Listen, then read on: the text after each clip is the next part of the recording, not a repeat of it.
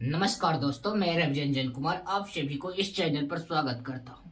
हम लोग इससे पहले रेशियो प्रोपोर्शन का अल्फाबेट न्यूमेरिकल प्रोसेस की नंबर सिस्टमेट की जो नंबर सिस्टम के अंतर्गत जो भी रेशियो प्रोपोर्शन की पार्ट आते हैं उसका हम लोग बारीकी से अध्ययन कर लिए हैं। अब हम लोग चल रहे हैं अर्थमेटिकल प्रोग्रेशन में। तो अर्थमेटिकल प्रोग्रेशन में हम लोग एंट्री मारे हैं। तो अर्थमेटिकल प्रोग्रेशन वाला जो भी होता है, कुछ कॉन्सेप्ट होते हैं, कुछ नियम और कुछ रूल्स होते हैं। रूल को हम लोग रूल को थोड़ा सा रिवाइज कर लेते हैं और इस पर थोड़ा सा ध्यान केंद्रित कर लेते हैं। इसलिए काहे कि हम लोग को भाषा पर आधारित अर्थमेटिकल रेशियो बनाने में कहीं से कोई रंग की आप असुविधा ना हो और हम लोग का जो क्वेश्चन का बनाने का जो स्पीडनेस है, जो हमेशा स्पीडनेस हार्ड रहे।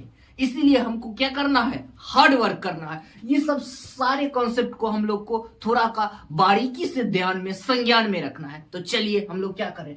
अभी तक हम लोग रेशियो और प्रोपोर्शन पढ़ चुके थे। क्या पढ़ चुके थे हम लोग? इससे पहले रेशियो और प्रोपोर्शन पढ़ चुके थे। अब इसी में एक आता है, अगला स्टेप है कंटिन्यूड रेशियो, इसको कहते हैं वित्तीय अनुपाती। इसमें क्या होता है, जो इसमें भाषा पर आधारित करके बोल रहा है। क्या बोल रहा है, इसका परिभाषित क्या किया गया है, जो ए बी एवं सी, इसमें कहने का मतलब है दो प्रोपोर्शन में क्या था, जो दो कंटिन्यूड के बीच कंपैरिजन करना था, तुलनात्मक संबंध करता था, बराबर की संबंध था, तुलनात्मक। इसमें होता है दो से अधिक कंटिन्यूड के साथ होता है संबंध बनाना। क्या हम बताए थे, संबंध बनाना।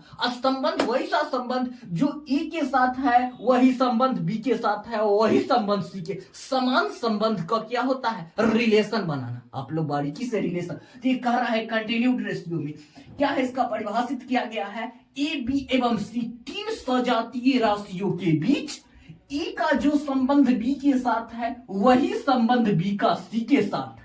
यही इस आपसी संबंध को ही कंटिन्यूड रेशियो कहते हैं। एक बार फिर से रिवीजन के लिए, तीन सजातीय राशियों के बीच ए का जो संबंध बी के साथ है वही संबंध बी का सी के साथ।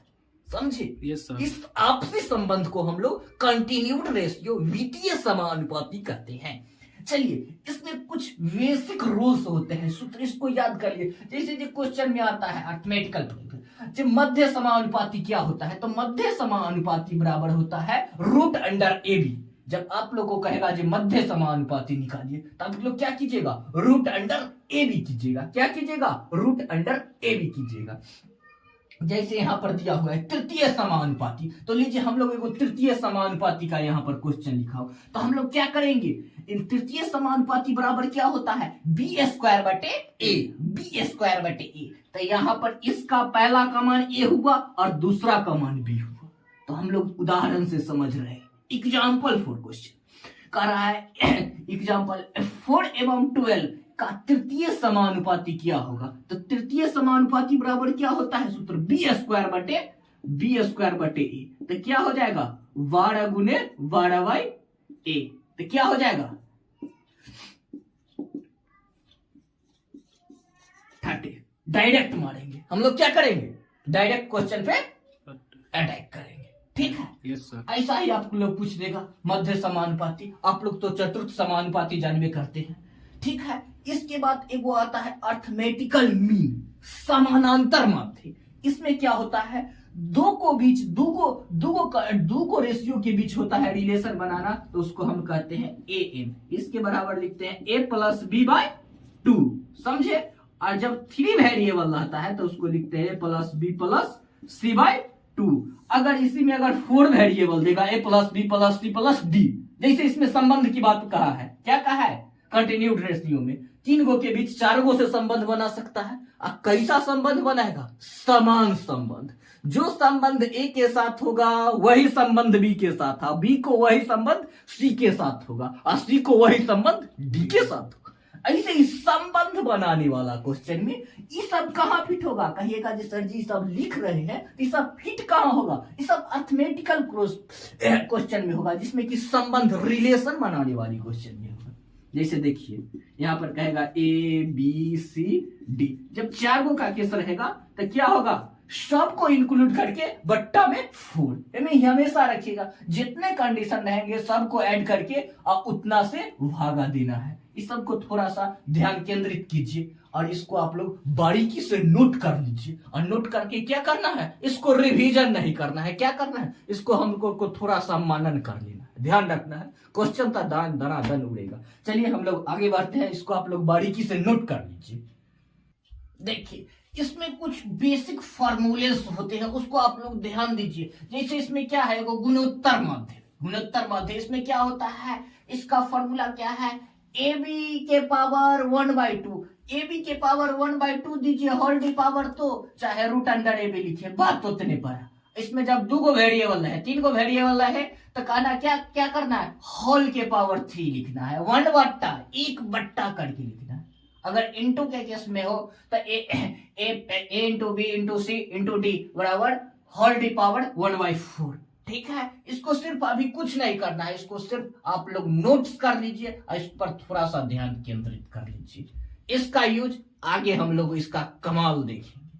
आगे लिख लीजिए, एगो ये होता है हरात्मक माध्य, इसका क्वेश्चन बनाने के दौरान इसका यूज होता है, इसको आप लोग नोट्स कर लीजिए, सिर्फ आप लोग अभी नोट कर लीजिए। इसका फायदा आप लोग को आगे मिलेगा और इसको आप लोग थोड़ा सा ध्यान केंद्रित करके देख लीजिए। चलिए हम लोग आगे बढ़ते हैं। देखिए इस प्रकार के क्वेश्चन को जिसमें में दिया हुआ है A/B बराबर 2:3 और B/C बराबर 4:5, तो पूछ रहा है A+B/B+C किसके बराबर होगा। तो इस प्रकार के क्वेश्चन में हम लोग कैसे बनाएंगे, सेम कॉन्सेप्ट। इसमें क्या करेंगे, हम लोग बाइलेंस बनाएंगे। हम क्या कहे थे, जब बराबर हो तो बाइलेंस कैसे बनाएंगे, A/B बराबर 2:2/3 लिखा हुआ है और B बराबर क्या हुआ है, B/C बराबर दिया हुआ है 4/5। हम दोनों तरफ क्या करेंगे, वेरिएबल को बराबर करेंगे, दोनों तरफ फ्रैक्शन को हम लोग समान करेंगे, बाइलेंस करेंगे। तो बाइलेंस करने के लिए क्या किए थे हम लोग, दोनों तरफ देखिए बी या बी दोनों जगह है ना, यस सर, कॉमन, तो दोनों जगह हम बी के मान को बाइलेंस करेंगे।